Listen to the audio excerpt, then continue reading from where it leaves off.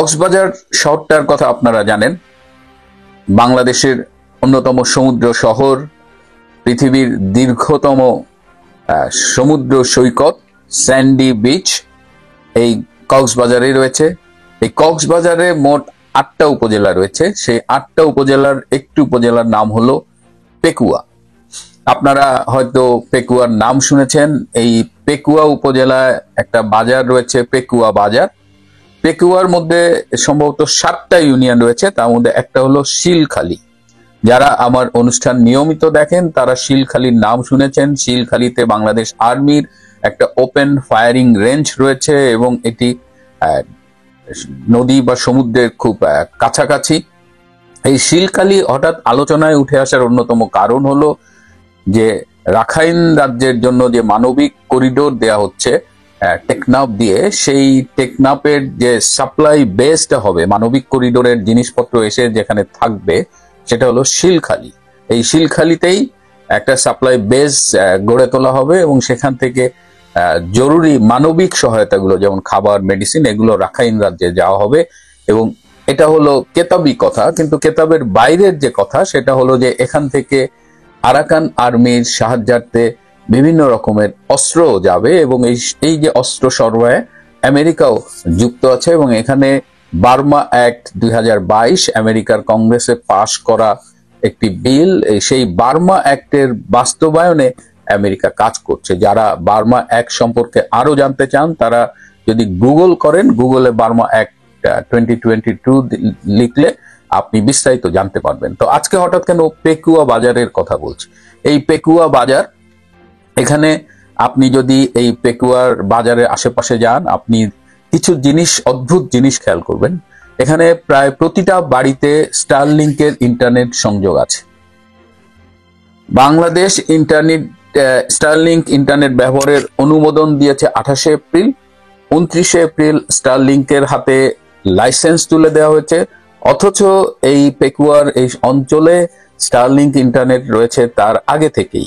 এবং এই Starlink internet Arakan army ব্যবহার করে তাদের যোগাযোগের জন্য। স্টারলিংকের আগে তারা সাধারণত বাংলাদেশের বিভিন্ন মোবাইল কোম্পানির সিম নিয়ে তাদের নিজেদের মধ্যে যোগাযোগ করত, ইন্টারনেট ব্যবহার করত, কারণ মিয়ানমার সরকার তার সীমান্তবর্তী এলাকায় ইন্টারনেট যোগাযোগটা বন্ধ করে দিয়েছে। তো 29 তারিখে যদি আমরা লাইসেন্স দিয়ে থাকি, তার আগে স্টারলিংক ইন্টারনেট কি করে পেকুয়া বাজারে এলো? আপনি যদি পেকুয়া বাজারে যান, সেখানে মোস্তফা মাঝি নামে একজন ভদ্রলোক একটি হোটেল বানাচ্ছেন। তিনি কিন্তু যে খুব বিশাল ব্যবসায়ী এরকম কোনো তথ্য আমরা পাই না, কিন্তু সেই হোটেলটা হবে 19 তলা। পেকুয়া বাজারের মতো জায়গায় একটা 19 তলা হোটেল হচ্ছে, যেটা 4 তলা পর্যন্ত অলরেডি কমপ্লিটেড। এই হোটেলের একটা বৈশিষ্ট্য হলো যে নিচের তালাটা পানশালা, অর্থাৎ একটা বার। পেকুয়ার মতো একটা জায়গায় 19 তলা একটি হোটেল এবং তার নিচের তলায় বার। কাদের জন্য? নিশ্চয়ই আপনাদের বলে দিতে হবে না। এই পেকুয়াতে আপনি যদি গ্রামীণ ব্যাংকের অফিসটা দেখেন এবং তাদের গেস্ট হাউসটা দেখেন, অত্যন্ত চমৎকার ভাবে নির্মিত এই ব্যাংক ভবন এবং গেস্ট হাউসটা। অন অ্যান এভারেজ পেকুয়া বাজারে প্রতি বছর প্রায় 4000 দলিল রেজিস্ট্রি হয়, কেনা বেচা হয়। এই বছর 8 মাসে অলরেডি 1,40,000 দলিল নতুন করে রেজিস্ট্রি হয়েছে। 8 মাসে 1,40,000, নাম্বারটা আমি আবার বলছি যাতে আপনারা কনফিউজ না হন।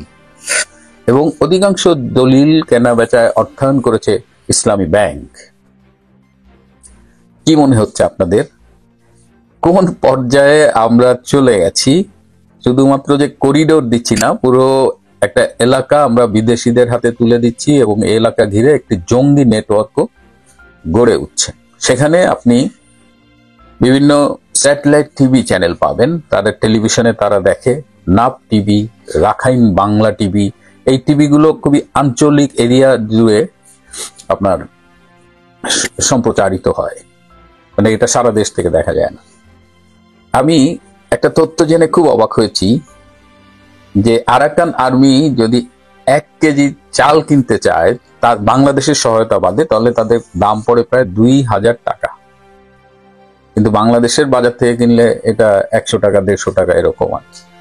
তো আরাকান আর্মিকে আমরা মোটামুটি পুরো জায়গাটা ছেড়ে দিয়েছি, এবং আরাকান আর্মিকে যারা ব্যাক করছে, যে বিদেশি শক্তি আমেরিকা সহ, তাদেরও মোটামুটি এখানে অবাধ চলাচলের বিষয়টা এনশিওর করছি। তো পেকুয়া বাজারের এই তথ্যটা যখন আমি পেলাম, আমি খুবই আমার কাছে ভয়াবহ মনে হয়েছে যে আসলে গোপনে গোপনে 8 মাসে আমরা আমাদের মাটিকে কতটা বর্গা দিয়ে দিয়েছি সাম্রাজ্যবাদী শক্তির হাতে।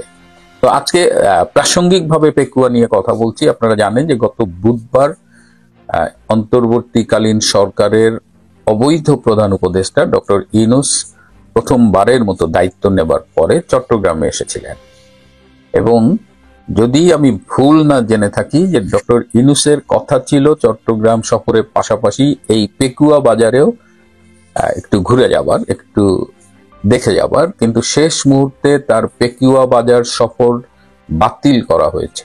এই যে কক্সবাজারের পেকুয়া বাজার বা পেকুয়া সফর বাতিল করার কারণ হলো যে ধান খেতে, পেকুয়ায় ধান খেতে 2টো ড্রোন পড়ে থাকতে দেখা গেছে। সুতরাং এটা ডক্টর ইউনূসের সিকিউরিটি উপরে একটা ঝুঁকি তৈরি করেছে। এই সিকিউরিটি কনসার্নের জন্য ডক্টর ইউনূস শেষমেশ আর পেকুয়ায় আসেননি। তার মার্কিন বন্ধুদের সাথে, তার জঙ্গি নেটওয়ার্কের সাথে তার এবার পেকুয়ায় গিয়ে দেখা হলো না। এবার আমি এই সেন্ট মার্টিন নিয়ে ইতিহাসের পাতা থেকে তুলে আনা একটা সত্যি ঘটনা আপনাদের বলবো। 1971 সালের সম্ভবত 22 অথবা 23 মার্চ, সেই সময় পাকিস্তানে আমেরিকান রাষ্ট্রদূত ছিলেন জোসেফ সিমসন ফারল্যান্ড। ফারল্যান্ড নামেই তিনি অধিক পরিচিত ছিলেন। ফারল্যান্ড ধানমন্ডি 32 নম্বরে বঙ্গবন্ধুর সাথে একটি ব্রেকফাস্ট মিটিংয়ে মিলিত হয়েছিলেন, এবং ফারল্যান্ড একটি অফার দিয়েছিলেন বঙ্গবন্ধুকে। বলেছিলেন, Mujib, you'll be the prime minister of unified Pakistan. তুমি ঐক্যবদ্ধ পাকিস্তানের প্রধানমন্ত্রী হবে, শুধু তুমি আমাদের সেন্ট মার্টিন দ্বীপটা ব্যবহার করার অনুমতি দাও। ইন অ্যাডিশন, আমরা তোমাকে $7.5 কোটি দেব তোমার পার্টি ফান্ডের জন্য।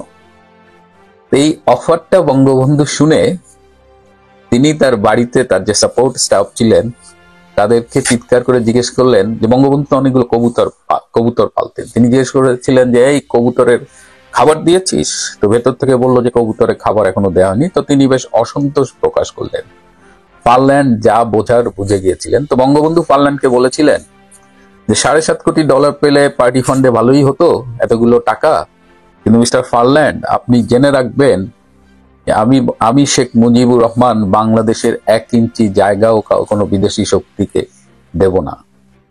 তো ফারল্যান্ড সেই মিটিং এর পরে হোটেল ইন্টারকন্টিনেন্টালে ফিরে গেলেন, শাহবাগের আজকের যে হোটেল, তখন 71 সালেও এটার নাম ইন্টারকন্টিনেন্টাল ছিল। তিনি ফিরে গেলেন এবং তখন ইয়াহিয়া ছিলেন সেখানে, এবং সম্ভবত ভুট্টো ছিলেন, if I am not mistaken. তো তিনি গিয়ে বললেন যে বঙ্গবন্ধুকে তো রাজি করাতে পারলাম না। তো এই হলো বঙ্গবন্ধু, এবং এই সেন্ট মার্টিনের দিকে মার্কিনীদের কুদৃষ্টি পড়েছিল আজকে নয়, অনেক অনেক বছর আগে। বঙ্গবন্ধু দেননি, তার মেয়ে শেখ হাসিনাও দেননি। বঙ্গবন্ধুকে নিহত হতে হয়েছে, তার মেয়েকে ক্ষমতা হারাতে হয়েছে, কিন্তু বাংলাদেশের মাটির প্রশ্নে, সার্বভৌমত্বের প্রশ্নে, স্বাধীনতার প্রশ্নে তারা কেউ আপোষ করেননি। এটি আমাদের যারা বঙ্গবন্ধুর কথা বলি, শেখ হাসিনার কথা বলি, তাদের জন্য অনেক বড় অহংকারী একটা ব্যাপার, এবং আমরা বাংলাদেশের সার্বভৌমত্বকে কারো কাছে বর্গা দেওয়া বা তুলে দেওয়ার কোনো অবস্থাতেই সমর্থন করি না। প্রিয় বন্ধুরা, বাংলাদেশের ওই পারে কক্সবাজারে অনেক কিছু ঘটছে। জানি না আপনারা দেশের মধ্য থেকে কতটুকু খবর পান। আমাদের দেশের মূলধারার গণমাধ্যম তাদের গলা টিপে রাখা হয়েছে, কণ্ঠরোধ করা হয়েছে, তারা অনেক কিছুই বলতে পারেন না, এ কারণে আমাদের বলতে হয়। ভালো থাকবেন, সুস্থ থাকবেন। আজ এ পর্যন্তই, এবং খুব গুরুত্বপূর্ণ হলো নিরাপদে থাকবেন। সবাইকে অনেক ধন্যবাদ।